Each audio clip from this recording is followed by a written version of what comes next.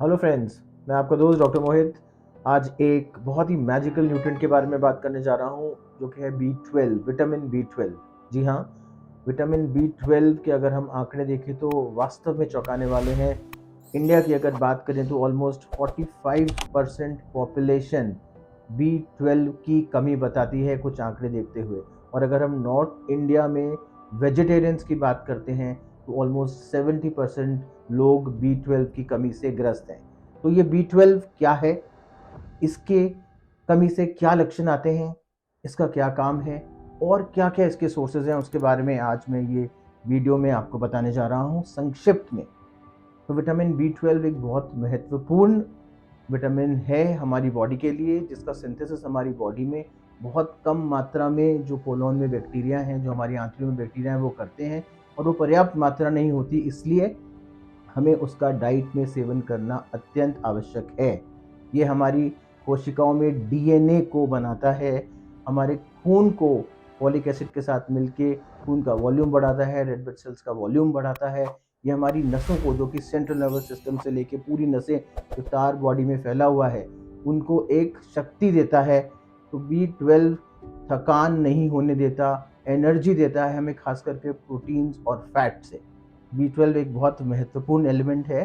अगर B12 की कमी हमारे शरीर में हो रही है तो अक्सर इंसान को कमज़ोरी, थकान, हाथ पैर में खिंचाव, हाथ पैर में सुइयां चुभना, जैसे ऐंठन हो जाना, कई बार हाथ और पैरों में झंझनाहट, खून की कमी, याददाश्त की कमज़ोरी, डाइजेशन यानी पाचन शक्ति में गड़बड़ाहट, या तो कब्जी या डायरिया या गैस बनना।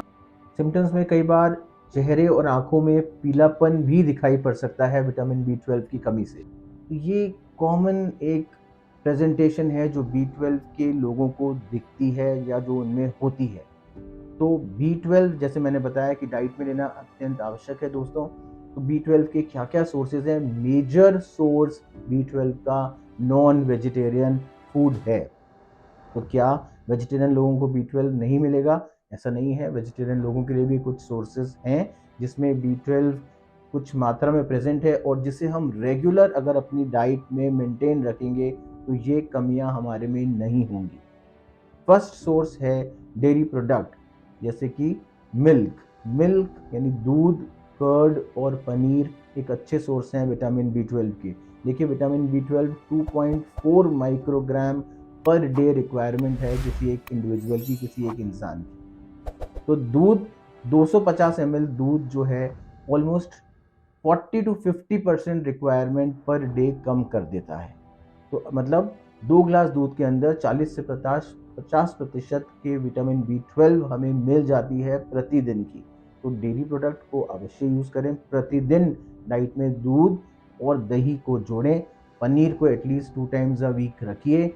उसके बाद हम वेजिटेबल्स पे अगर मूव करते हैं तो वेजिटेबल्स के अंदर टॉप मोस्ट में पालक, गाजर और चुकंदर 3 सब्जियां हैं जिसमें B12 का कंटेंट हाई है। और जो लोग मशरूम खाते हैं उनके लिए एक शिटेक वेराइटी ऑफ मशरूम आती है जिसमें भी B12 की मात्रा अच्छी पाई जाती है, तो आप उसका भी इस्तेमाल कर सकते हैं। लेकिन सिर्फ ये ध्यान रखना है कि जब आप पालक की सब्जी बनाते हैं तो काटने से पहले पालक को धो लीजिए। अगर आप काटने के बाद पालक को धोते हैं तो चूंकि विटामिन B12 वाटर सॉल्युबल है, वो पानी में बह जाता है। गाजर और चुकंदर एक अच्छे सोर्सेज हैं, इनको भी अपनी डाइट में लगातार यूज़ करते रहिए। तीसरा, अगर हम मूव करते हैं फलों की तरफ, तो सेब, केला और संतरा, ये तीन यानी कि ऑरेंज, ये 3-4 फल हैं जिसमें विटामिन B12 के कंटेंट कुछ मात्रा में पाए जाते हैं। अगर इसको आप अपनी डाइट में रेगुलर लेंगे, इन सब चीज़ों को मिला के, तो B12 की मात्रा मेंटेन रहेगी, उसकी कमी नहीं रहेगी। इसके अलावा ड्राई फ्रूट्स जैसे कि बादाम और पिस्ता, again they are good sources of B12।